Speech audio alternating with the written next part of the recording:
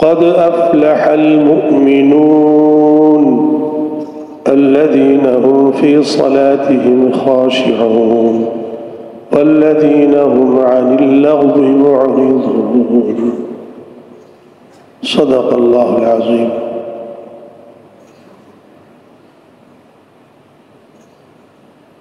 আল্লাহ তাবারক ওয়া তাআলার পক্ষ থেকে মুমিনদের ফালাহ এবং কামিয়াবি সফলতার ঘোষণা, এই বিষয়ে আলোচনা চলছিল। প্যারা নবী সাল্লাল্লাহু আলাইহি ওয়াসাল্লাম এই 10 আয়াত সম্পর্কে ফরমান যে এই 10টি আয়াত এটাকে যে কায়েম করবে, হেফাজত করবে, এই আমলগুলো বা যে গুণাগুণগুলো ইতিবাচক নেতিবাচক সেগুলো ধারণ করবে, সেগুলো হেফাজত করবে, তার জন্য জান্নাত আল্লাহই নিজে ঘোষণা দিয়েছেন। আয়াতের শেষে গিয়ে উলাইকা হুমুল ওয়ারিসুন আল্লাযীনা ইয়ারিসুনাল ফিরদাউস, তারাই হলো জান্নাতুল ফিরদাউসের ওয়ারিস।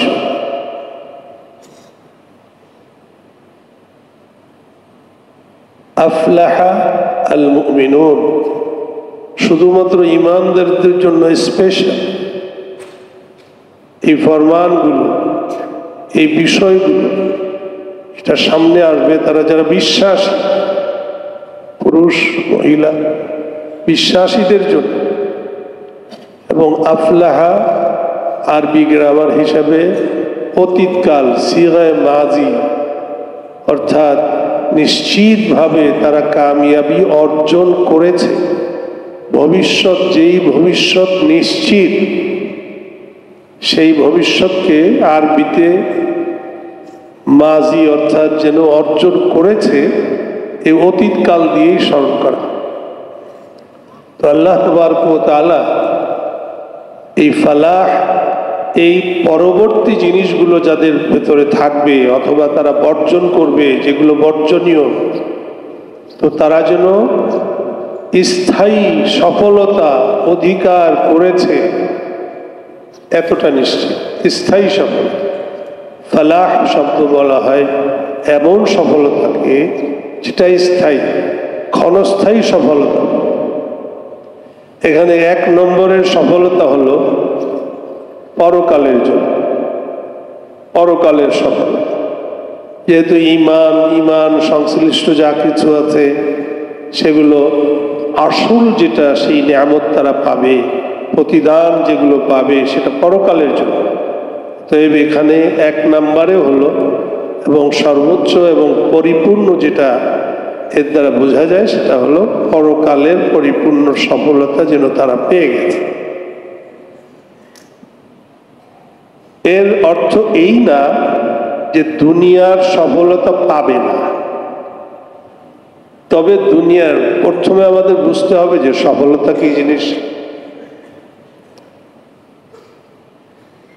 যে চাকরি খুঁজে তার জন্য সফলতা এক, যে স্টুডেন্ট শিক্ষার্থী তার সফলতা একরকম, এমনকি যে অন্যায় করে, অন্যায় অভ্যস্ত, সে অন্যায়কারীর সফলতা সে তার ভাষায় সে মনে করে অন্যরকম। পকেটে মারারও চিন্তা করে যে আমার সফলতা আছে, ঘুষখোর যে সেও মনে করে, জুলুমবাজ যে সেও মনে করে, নিজের পক্ষ থেকে একটা সফলতার ছক তার সামনে থাকে যে এই জিনিস যদি হয়ে যায় তাহলে আমি সফল।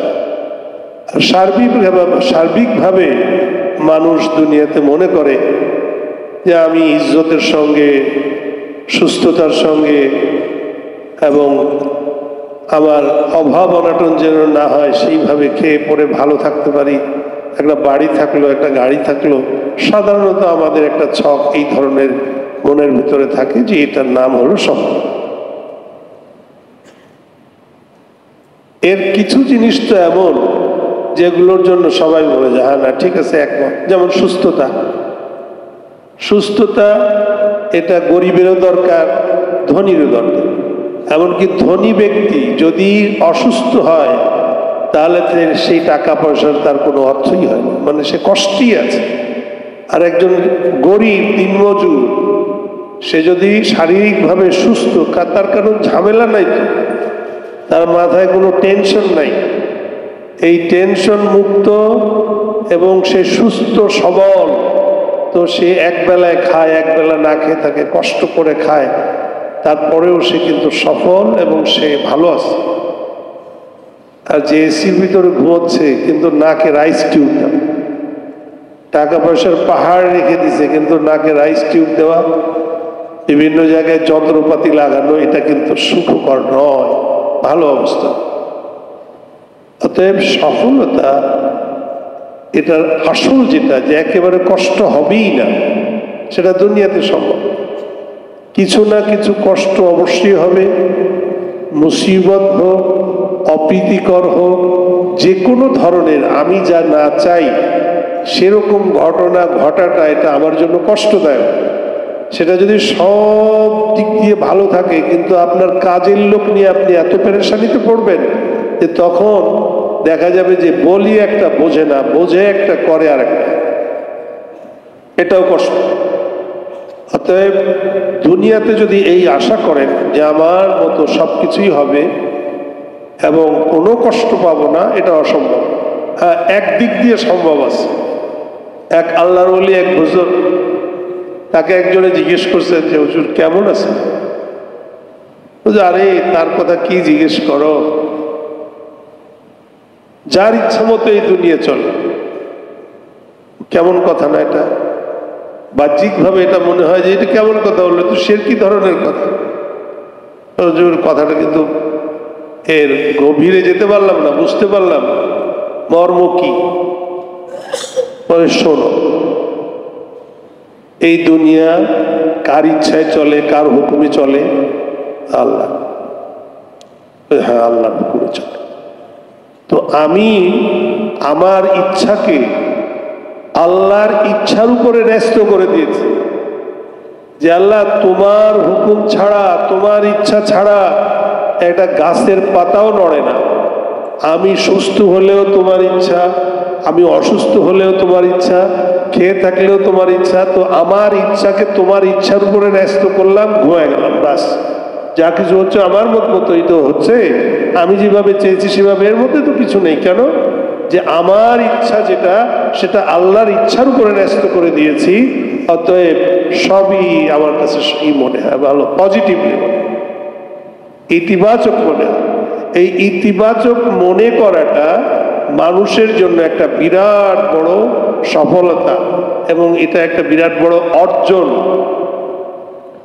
কারণ যখনই সে নেগেটিভ চিন্তা ভাবনা করে, আমি পাইলাম না, খাইলাম না, আমার এই হলো না, ওই হলো না, এই যে নেগেটিভ তার ভিতরে, তো এমন কিছু হরমোন তার ভিতরে নির্গত হয় এইসব নেগেটিভ চিন্তা ভাবনার কারণে, আস্তে আস্তে আস্তে আস্তে তাকে একেবারে যেন নিস্তেজ করে ফেলে। তার ভিতরে শারীরিক যে সফলতা, সবলতা, এগুলো কিচ্ছুই থাকে না শেষ পর্যন্ত। এই জন্য আপনি যদি সাইকিয়াট্রিস্টের কাছে যান, মানসিক ডাক্তারের কাছে, তাহলে সর্বপ্রথম আপনাকে এইসব জিজ্ঞেস করে যে আপনাকে স্ট্রেস কমাইতে হবে। আপনি এই যে দুশ্চিন্তা, আপনার ভিতরে যে আপনি নেগেটিভ চিন্তা ভাবনা করতেছেন, এগুলোর থেকে আগে সর্বপ্রথম আপনাকে মুক্ত করতে হবে, তারপরে আস্তে আস্তে আপনি সুস্থ।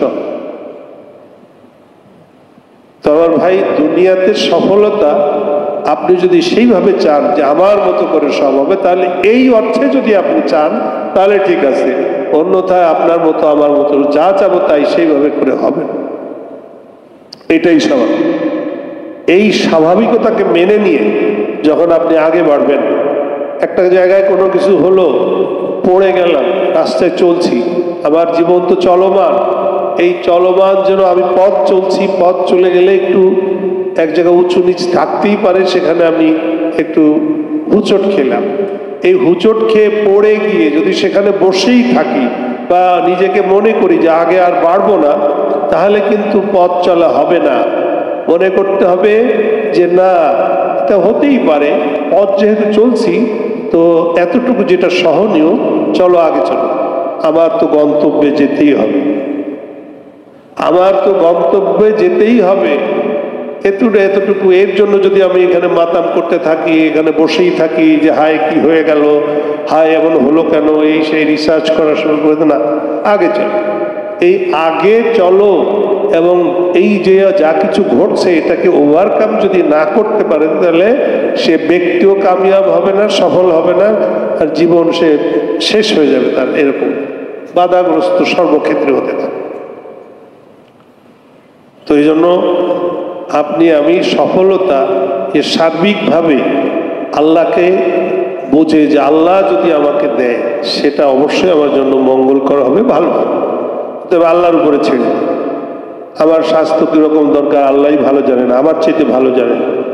আমার শান্তি সুখ কীরকম প্রয়োজন আল্লাহ আমার চাইতে বেশি ভালো তুমি জানো, এবং তুমি সেটাই তুমিই দিতে পারো। এই তোমাকে আমি আমার সব কিছু ন্যস্ত করলাম, আমি তোমার হুকুমের বাহিরে আমার সাধ্যমতো চলার আপ্রাণ চেষ্টা করব। এই যে যেগুলো বলছো তুমি, এগুলো আমি পুঙ্খানুপুঙ্খ রূপে অবশ্যই মানব। বাস এই আহাত, এই অঙ্গীকার আল্লাহর সঙ্গে করে পথ চলা শুরু করে, দেখবেন জীবনে বরকত চলে আসছে, জীবন সফলতার দিকে চলে আসছে, দুনিয়ার জীবন। তো সর্বপ্রথম যেই গুণ আল্লাহ তাবারক ওয়া তাআলার পক্ষ থেকে, প্রথমে তো আল্লাহ কামিয়াবির ঘোষণা দিলেন মুমিনদের জন্য, বিশ্বাসীদের জন্য। এখন কি থাকতে হবে তাদের ভিতরে? সর্বপ্রথম কোয়ালিটি বা যেই জিনিস থাকতে হবে সেটা আমরা আলোচনা করেছিলাম, তাকে বলা হয় খুশু। আল্লাযীনা হুম ফি সালাতিহিম খাশিউন। খুশু কি জিনিস?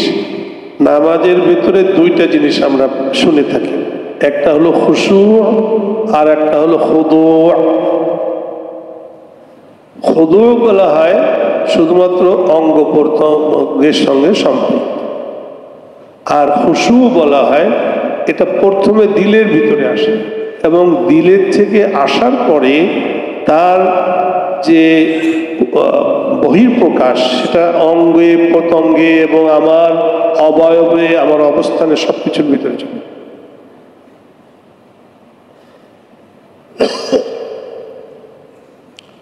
এই খুশু অর্জন করা, যেমন নামাজের ভিতরে আল্লাহ নবী সাল্লাল্লাহু আলাইহি ওয়াসাল্লাম এক সাহাবীকে দেখেছেন, এই দাড়ি নিয়ে খেলতেছে, দাড়ি চুলকাচ্ছে। বোঝা যায় না আসলে চুলকাচ্ছে না, কিন্তু দাড়ি নিয়ে এমনি এমনি এরকম করতেছে, অভ্যাস থাকে অনেক। তো আল্লাহ নবী বলছে যে ওর অন্তরে যদি খুশু থাকতো তো এই অঙ্গ প্রত্যঙ্গ তার ভিতরে সামিল থাকতো। তো অন্তরে খুশু নাই কারণে এই অঙ্গ প্রত্যঙ্গ স্থির নাই, যেখানে থাকা দরকার ছিল। হাতের স্থান তো দাড়ি চুলকানো না, হাতের স্থান তো যেভাবে বেঁধে রাখতে হবে, যখন যে অবস্থায় যেরকম রাখার নিয়ম সেরকম যথাস্থানে। তো একটা হলো অন্তরের ভিতরে খোদা ভীতি, বা একটা এমন অবস্থা ভিতরে আল্লাহর ভয়, আল্লাহর সামনে দাঁড়াচ্ছি, তো সেই আজমতের সঙ্গে বড়ত্বের সঙ্গে আল্লাহর ভয় অন্তরের ভিতরে অনুভূত হওয়া বা অর্জন হওয়া। তার বহির্প্রকাশ কিভাবে হবে? একজন বড় সত্তার সামনে যখন দাঁড়ায়, কিভাবে দাঁড়ায় সে? তার হাত পা অঙ্গ প্রত্যঙ্গ সব স্থির থাকবে, সাকিনিন সাকিতিন, স্পষ্ট মানে স্তব্ধ, একেবারে জবান দিয়ে কোনো কিছু উচ্চারণ হবে না। যথাযথ যেই সকল স্থানে হাত পা রাখা দরকার, যেই স্থানে দৃষ্টি থাকা দরকার, সেইভাবে থাকা, এইটুকু। এখন এই যে মনের টুকু অর্জন করাটা একটু কঠিন, কারণ হাত পা তো আমি রাখতেই পারি। মনের টুকু অর্জন করা, এটা যদি সে অর্জন করতে চায় তাহলে আল্লাহ তাকে দিয়ে দিবেন। কারণ অন্তর হলো, মন হলো আল্লাহর হাতে, আল্লাহর কবজায়। যখন সে দেখবে যে আমার বান্দা আমার আজমতের কারণে, আমার বড়ত্বের কারণে আমার সামনে সে প্রতিমার মতো একেবারে সেরকম দাঁড়িয়ে আছে, এই দাঁড়ানোটা তার আল্লাহর কাছে এত পছন্দ হবে যে এখন দিলের ভিতরে যে খৌফ, যে ভয় ভীতি যেটুকু দরকার সেইটুকু আমি অন্তরের ভিতরে দিয়ে দিই, আল্লাহ দিয়ে দিবেন। এই প্রথম সিফাত হলো এই খুশু দিলের ভিতরে আসবে এবং সেই খুশু এই নামাজের ভিতরে আসবে। এখন এখানে একটা প্রশ্ন হলো, এরপরে আবার শেষের দিকে গিয়ে হেফাজতে সালাতের কথা আল্লাহ তাবারক ওয়া তাআলা আনছে। এই সর্বপ্রথম যে নামাজের ভিতরে সর্বোচ্চ যে অবস্থা, সেই অবস্থাটা বর্ণনা করছে। তার মানে পিএইচডি আগে করাইছেন, পরে নিচের দিকে অন্য অন্য যা কিছু থাকবেন সেগুলো। এটা কেন? এই প্রশ্নটা হতেই পারে, সর্বপ্রথম খুশুর কথা কেন বললেন আল্লাহ? প্রথম উত্তর হলো যে আল্লাহ কিভাবে বলবেন, কোনটা আগে বলবেন কোনটা পরে বলবেন সেটা দেখার বিষয় না। আল্লাহ যেভাবে বলছেন এটাই যথার্থ। কারণ মুমিন হলে তার অন্তরে খোদা ভীতি থাকবে না, এটা যেন হতেই পারে না। তো নামাজের পরিপূর্ণতা যেইভাবে আসবে, একটা হলো নামাজ পড়া, আর একটা হলো নামাজ পরিপূর্ণভাবে যেরকম করে দরকার ছিল সেরকম পরিপূর্ণ নামাজ যেটা, সেই নামাজের কথাই আল্লাহ তাবারক ওয়া তাআলা সর্বপ্রথম ঈমানের পরে, কারণ মুমিনিন হলো যারা ঈমানদার, তারপরে সর্বপ্রথম সালাত, সর্বপ্রথম নামাজ। কিন্তু নামাজ যদি চিটা হয়, ধান যদি চিটা হয়, সেটা তো দান হইল না। এই জন্য সর্বোচ্চ নামাজের কথা সর্বপ্রথম আল্লাহ তাবারক ওয়া তাআলা বলছেন যে তুমি যদি এইরকম ভাবে নামাজ পড়ো তাহলে সেটা জানদার, শানদার, খুব উন্নত মানের নামাজ। সেই সালাতের জন্য কামিয়াবি, সেই নামাজ তুমি সেইভাবে অর্জন করার চেষ্টা করো, সেই সিফাত তোমার ভিতরে আসবে।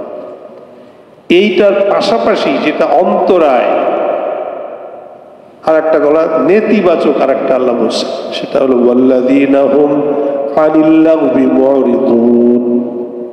এবং ওই মুমিনিন ফালাহ পেয়ে গেল, কামিয়াব হয়ে গেল, যে নাকি লাগ বেহুদা কাজ, এই বেহুদা কাজ থেকে এরাজ করে, বিমুখ হয়ে থাকে।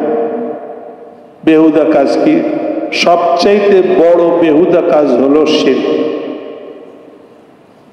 সবচাইতে লাভ কাজ এটা হলো শিরক, আল্লাহর সঙ্গে জাত ও সিফাতের ভিতরে শিরক করা। যে কোনোভাবে শিরকে জলি, শিরকে খাফি, বড় শিরক, ছোট শিরক, যত ধরনের শিরকি আছে, এটা সব কিছু লাভের ভিতরে শামিল।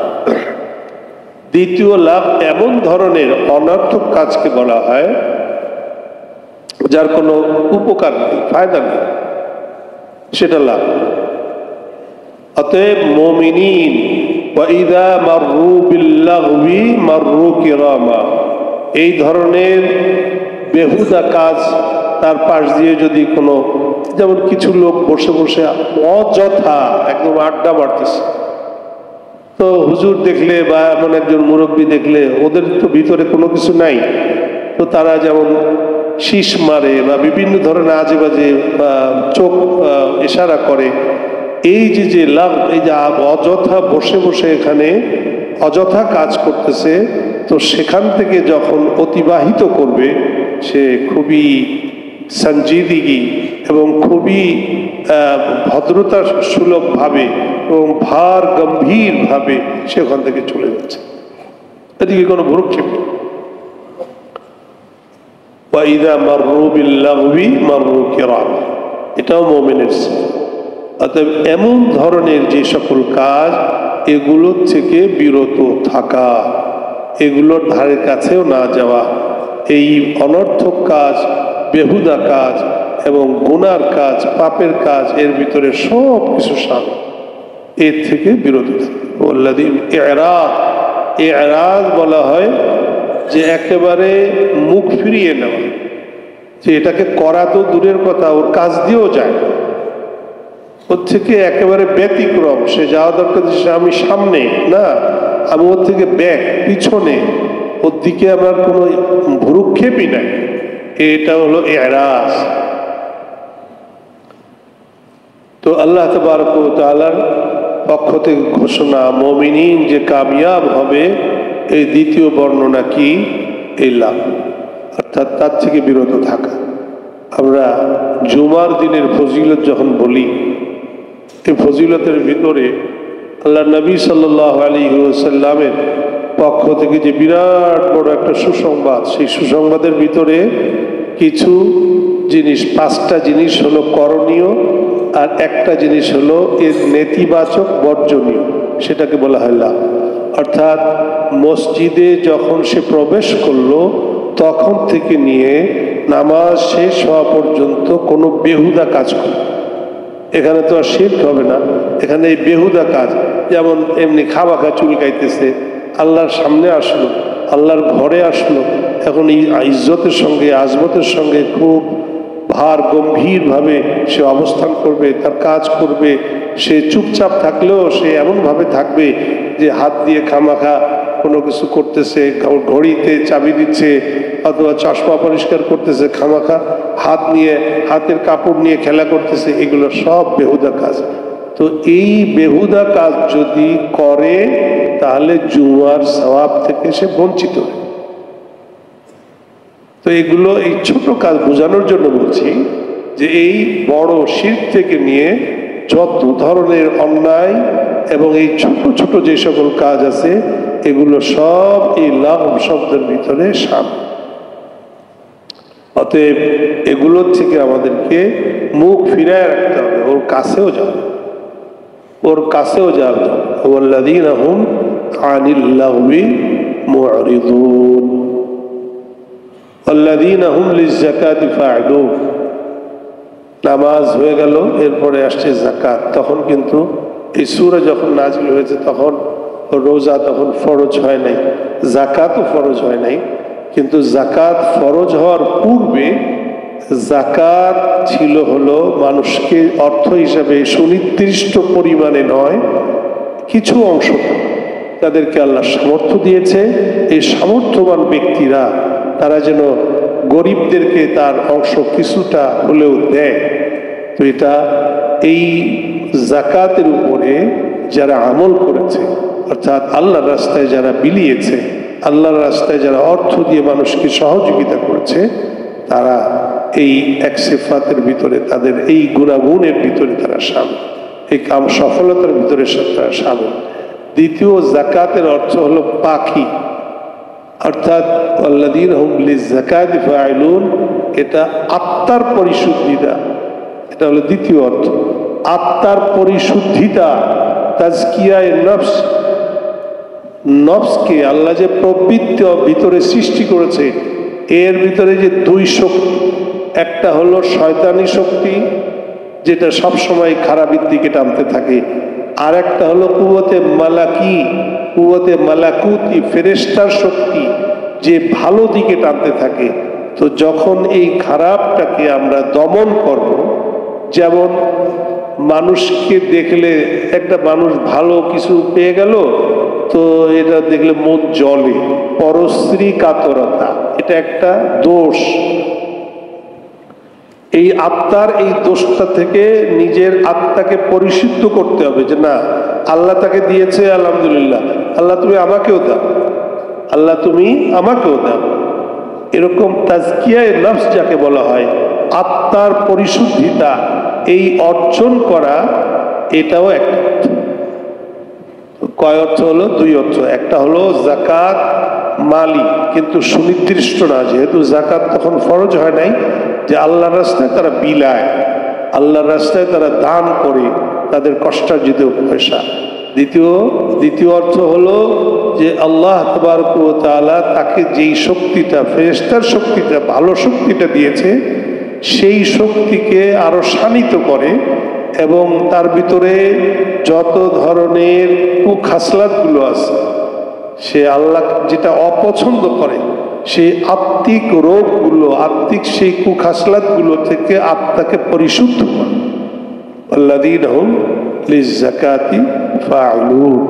তো এই গুণাগুণ যার ভিতরে আছে, এই জিনিসগুলো যার ভিতরে আছে, সে কামিয়াব এবং সে ফালাহ। এরপরে ওয়াল্লাযীনা হুম লিআমানাতিহিম ওয়া আহদিহিম রাউন। আমানত, আহাদ, দুইটা শব্দ পাশাপাশি, কাছাকাছি। আমানত বলা হয় যে একটা জিনিস যে দায়িত্বপ্রাপ্ত হলো সেই দায়িত্বের পরিপূর্ণতা এবং যেভাবে গচ্ছিত রেখেছে সেই গচ্ছিত জিনিসটাকে ঠিক অনুরূপ করা, অনুরূপ রাখা। উদাহরণ দিলে বুঝে যাবে। এখন কেউ আপনার কাছে আমানত যে আপনার এই জিনিসটা, এই বস্তুটা আপনার কাছে 10,000 টাকা, এটা আপনার কাছে আমানত।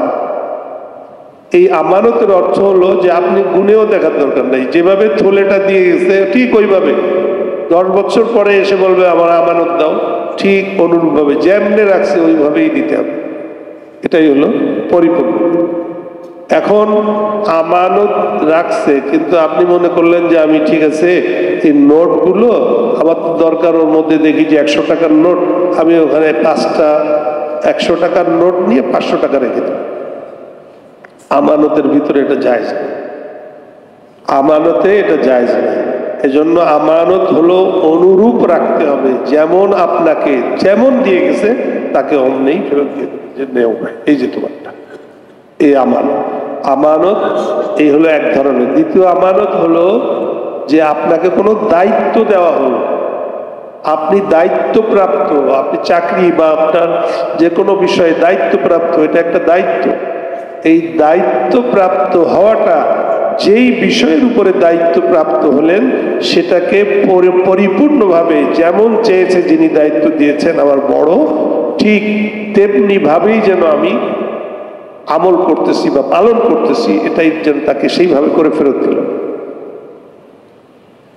এটা দুই ধরনের হয়, একটা মানুষের সঙ্গে সংশ্লিষ্ট আর একটা স্রষ্টা মহান আজিমুশান রব্বুল আলামিনের সঙ্গে সংশ্লিষ্ট। আমানত সম্পর্কে আল্লাহ কোরআনের ভিতরে এক জায়গায় বলেছেন যে আমি আমার এই ইন্না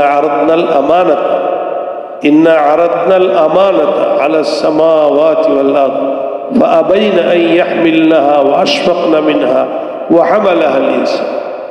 আমি এই আমানতকে আমি আসমানের উপরে এবং জমিনের উপরে যা কিছু বড় বড় আছে তাদের উপরে আমি পেশ করেছিলাম, কিন্তু তারা গ্রহণ করতে ভয় পেয়েছে। এত বড় আমানত রক্ষা করা এবং সেটাকে গ্রহণ করার অর্থ হলো রক্ষা করতে হবে, এটা আমাদের পক্ষে সম্ভব না। ওয়া হামালাহাল ইনসান, এই আমানতের বার বোঝা তারা ইনসান, মানুষ, মানবকুল সেটাকে গ্রহণ করেছে, সেটাকে নিয়েছে। ইন্নাহু কানা যালুমান জাহুলা, এর অর্থ অন্য সময় বোঝাবো, কিন্তু এইখানে যে আমানতের অর্থ, সেই আমানত এই অর্থেও ব্যবহার হবে। আর যে আমানত মানুষের লেনদেনের আমানত যেটা আসে সেটাও ব্যবহার করতে হবে, বা সেটাও এর দ্বারা উদ্দেশ্য। আর এর পাশাপাশি যেটা আহাদ, আহাদ বলা হয় অঙ্গীকার। আহাদ মানে অঙ্গীকার, অঙ্গীকার রক্ষাকারী।